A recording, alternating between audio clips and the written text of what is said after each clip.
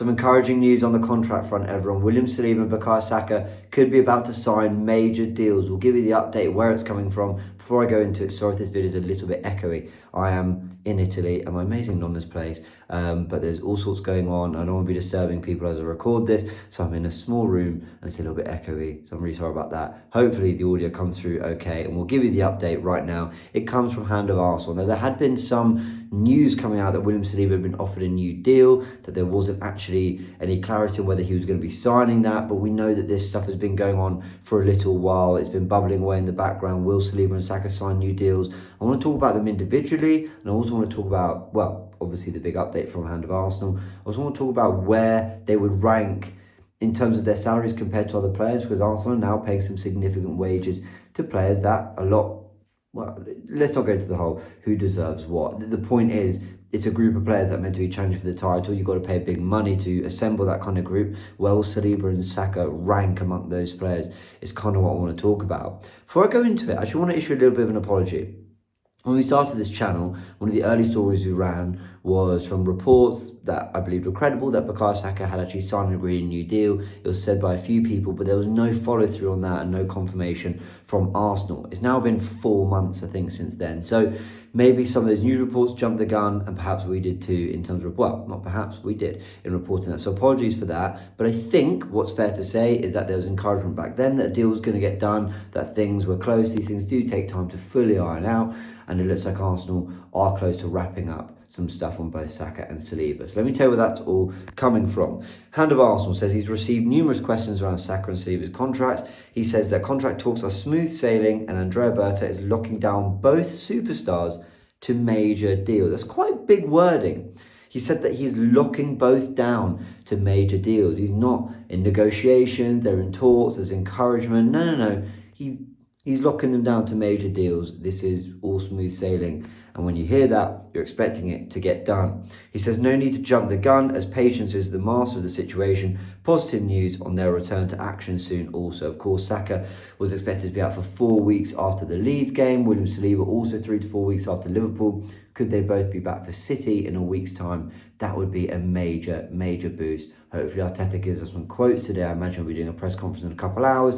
Anything important that comes out of that, we will let you know. But this is an encouraging update.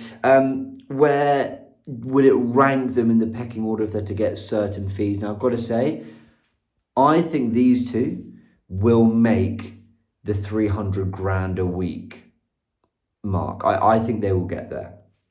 And this is why. Kai Havertz is on 280 grand a week, supposedly Arsenal's highest paid player. Gabby Jesus at 265 grand a week. Martin Odegaard at 240. Just so you know, these numbers all come from SpotRack. That's spotrack.com, where you can see the payroll broken down into annual and weekly salary. Martin Odegaard supposedly on 240. Makes sense, he's the captain, with Declan Rice on 240. Gyökeres on 200. Now, Saka and Saliba both come in at 195. So they did sign big deals. When was it? It must have been about 2 years ago. I think it was 2 years ago. They both signed big deals. I think they're both going to jump to Arsenal's highest paid players at 300 grand a week each. And I think they're worth it. In fact, I don't think I know. Now, in footballing terms, some will say why football is paid that amount. In the business of football, that is the money that they deserve. I think they deserve to be ranked higher than, honestly, all those players. I think they deserve to be ranked higher for the length of time they've had at the club and the importance they are to the team, and quite frankly, the quality they are. I think they actually deserve to be ahead of all those players. I think there's a very good argument that we're talking about Arsenal's two best players here. Now, some will chuck in Declan Rice, some will chuck in Gabriel. These two, for me, are up there. I have Saka as our best, and I have Saliba as top 3. So I think they will jump up to 300 grand a week, and rightly so. Now, that might set the tone for future conversations. Declan Rice in his 3rd season. I imagine going into next summer, there will be a conversation with him around, bumping him up to probably around that 300 grand a week mark too. Trying to think of others. Yeah, Gabriel is on 150, but I think he's just signed a new deal. So has that new signing? Yeah, okay. So I think he's just signed one that's taken. Yeah, he's just signed that's taken to 2029. Honestly, it wouldn't surprise me if in another year or two that gets looked at and he's signed to another contract. But Actually, that's the thing though, is, if Gabriel Magalhaes is on 150 grand a week, if that's to be true, if that's to be believed, is Saliba double his amount? Like, that surprises me. And this is why you've got to take all these numbers with a pinch of salt. You also got to wonder, what are the clauses in the background? Is there an appearance fee? That's an extra 50 to 100 grand a week, or 50 to 100 grand a game. There's every chance that all these things kind of make up, a certain salary. Other players might be on a base fee. Maybe Saliba and Saka, who have been proven to be a little bit more injury prone than Gabriel over the years, are, sorry, and that's not fair of Saka, but maybe in the last year certainly has been. Maybe William Saliba certainly has had a few more injuries than Gabriel, though Gabriel had the major one.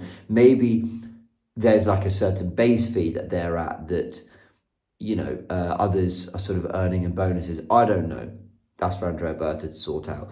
But I've got to say, it's really encouraging we can tie them down. Now, because Saka, I never had any doubt would sign a new deal. I think, it's about matching him and the agent's demands, and I think we are doing that. I think we are going to do that and make him one of, if not the highest paid player at the club. With Saliba, there's that lurking interest from Real Madrid, and you can't ever really look past that. They are the club that say to players, don't sign a new deal, we're going to come and get you. And Real Madrid have all the power here. When you think there's 2 years left, they could have come in at around the 120 mark that we might have asked for this summer. They could come in a year's time at the 60 to 90 million pound mark that Arsenal would ask with a year left on his deal. Or they could wait 2 years to get him on a free, and there was, there are plenty of reports that that's what they were going to look to do. Seems that their shift has focused to Konate and even Mark Gehi they've been linked to, who are in contract situations that probably suit Real Madrid a little bit more. But added to that, you just wonder, and I don't question Saliba's commitment to Arsenal. I don't think Arsenal would ever have said to him, hey, sign this deal and we'll happily let you go for 2 years. But imagine a conversation was had around Arsenal's ambition, around what Arsenal want to achieve, around lurking interest from the likes of Real Madrid and whatever.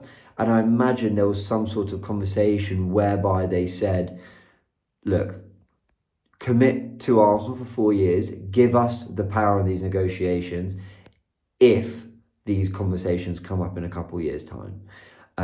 Rather than saying, and we will pay you for the role you have. I believe Saliba is committed to Arsenal, but I don't believe he'll be with us for his whole career.